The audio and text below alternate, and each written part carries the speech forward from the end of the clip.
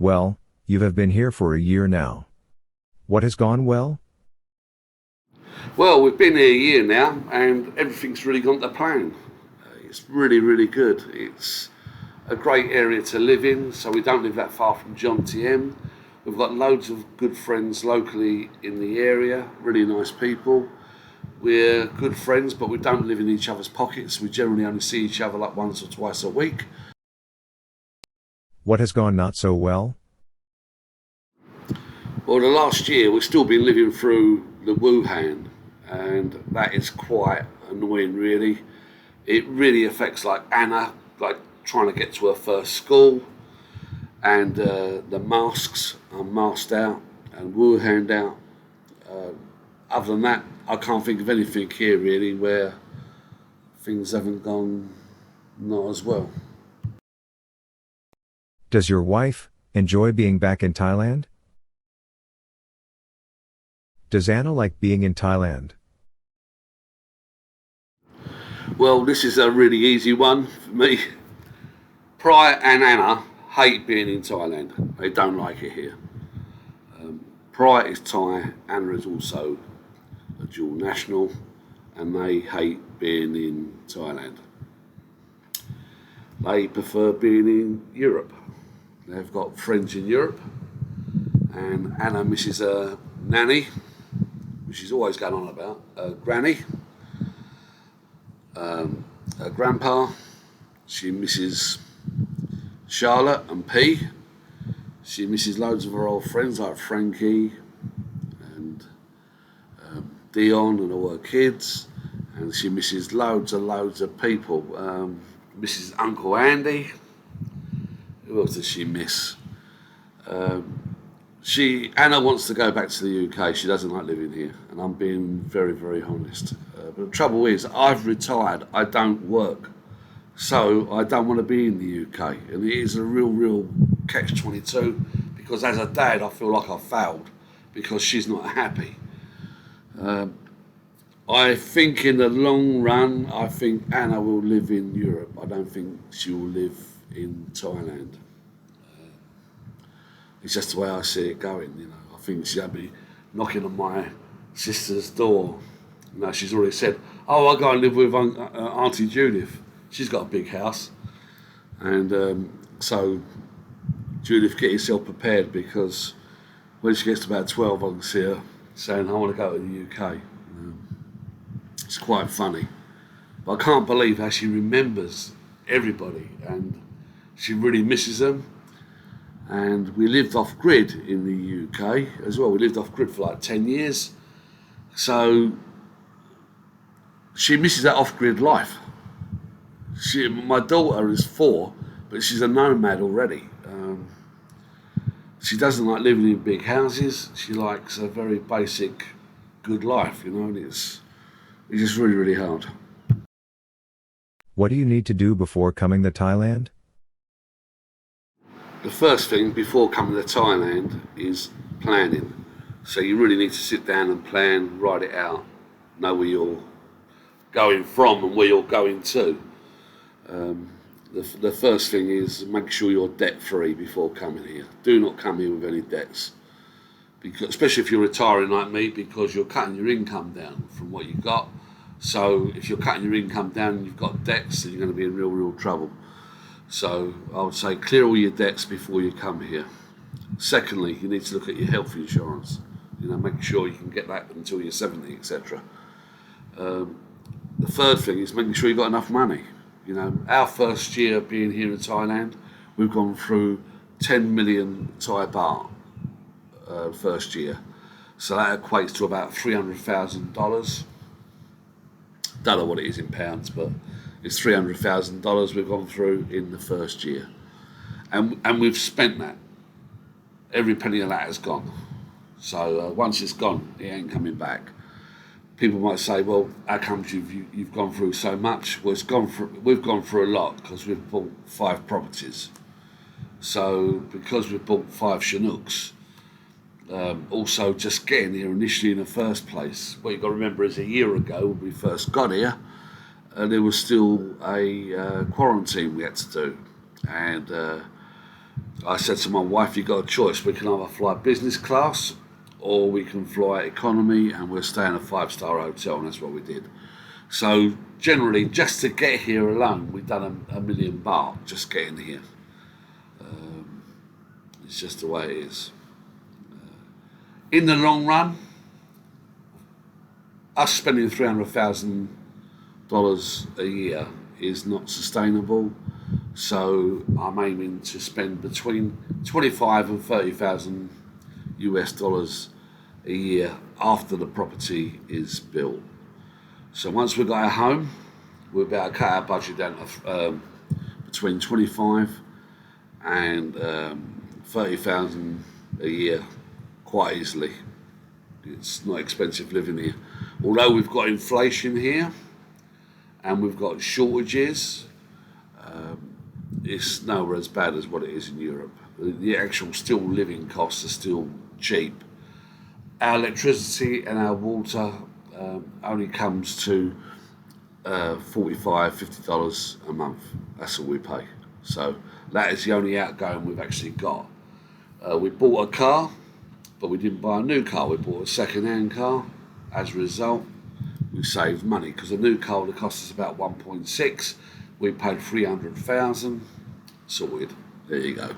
So we bought a second-hand car and second-hand property, and we bought other properties as well. So we're looking good. All right, we had the money, so it's not a problem. But it's just a bit of a shock when you look back at the end of the year and think, "Oh God, I've gone through 300,000." So we've gone through more money in the last year and what we have spent in the last 10. That puts life into perspective.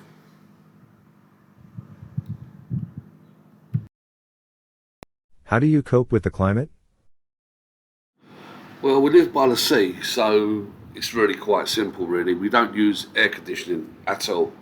So we only turn our air conditioning on once every 3 months just to clean the system out.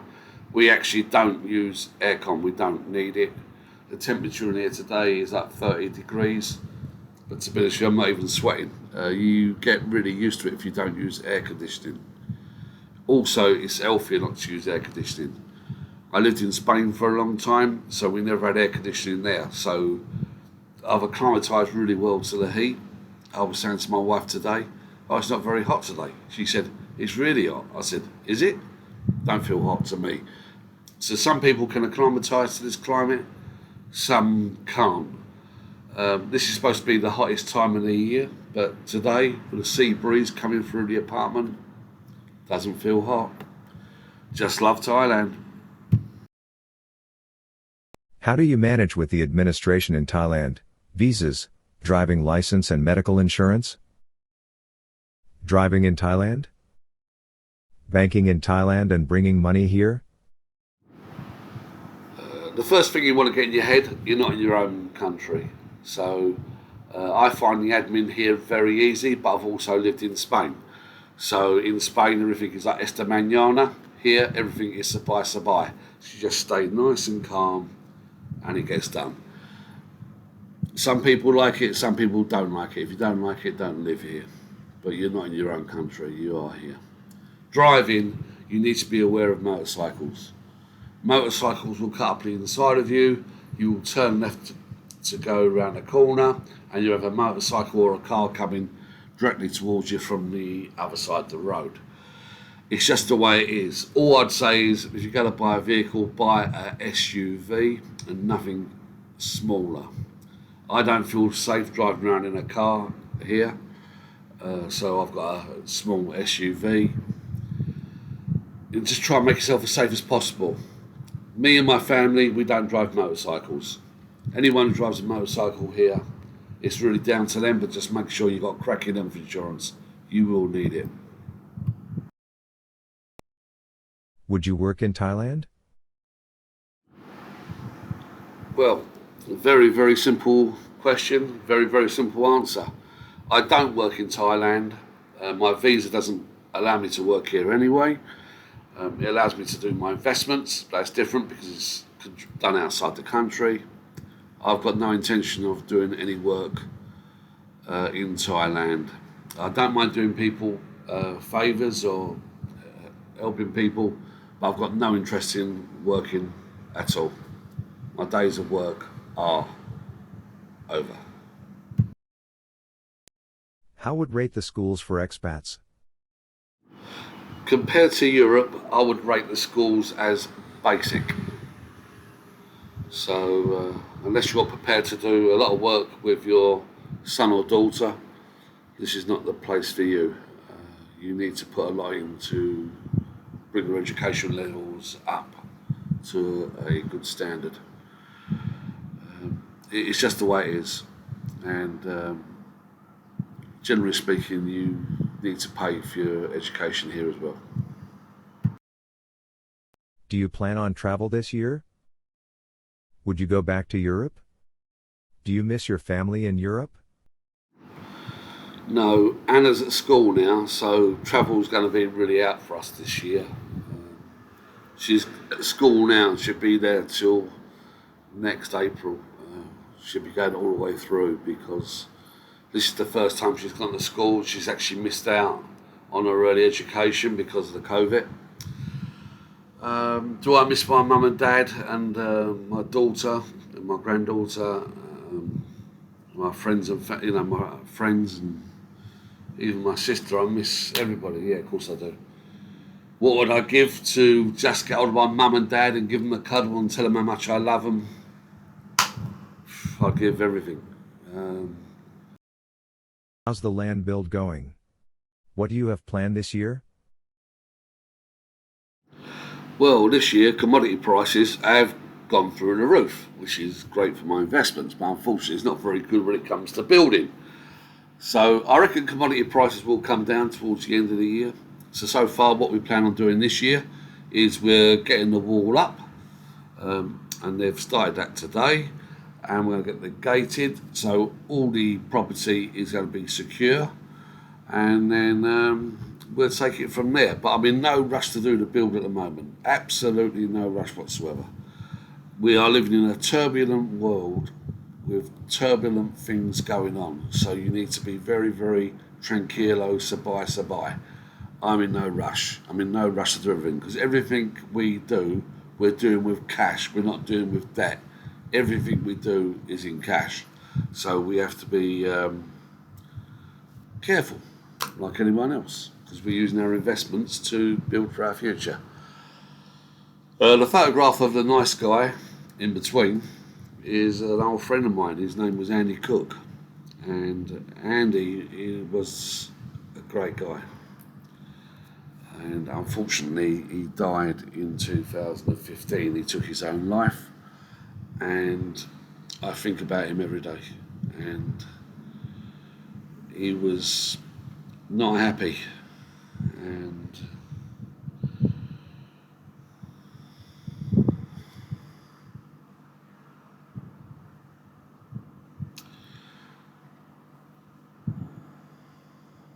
really tough. Anyway, Andy, you just come up to your 62nd birthday now, and I think about you every day, mate.